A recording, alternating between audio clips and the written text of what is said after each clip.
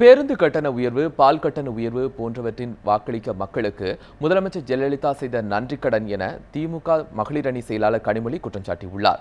அரூர் சட்டமன்ற தொகுதி திமுக வேட்பாளர் ராஜேந்திரனை ஆதரித்து திறந்தவெளியில் பிரச்சாரம் செய்தபடி கனிமொழி வாக்கு சேகரித்தார்.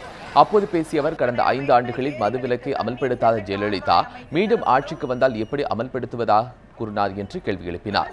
திமுக ஆட்சியில் நிறைவேற்றப்பட்ட திட்டங்களை அதிமுக ஆட்சியில் நிறைவேற்றப்பட்ட திட்டங்கள் என்று முதலமைச்சர் பொய் கூறுவதாக கூறிய கனிமொழி குற்றம் சாட்டினார்.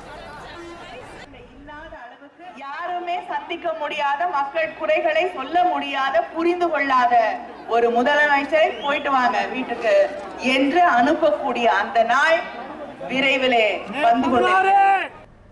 தருமபுரி மாவட்டம் பென்னாகரம் சட்டமன்ற தொகுதியில் பிரச்சாரம் மேற்கொண்ட போது அத்தொகுதியில் போட்டியிடும் பாமக முதல்வர் வேட்பாளர் அன்புமணி ராமதாஸ் மீது கடுமையான விமர்சனங்களை கனிமொழி எழுப்பினார்.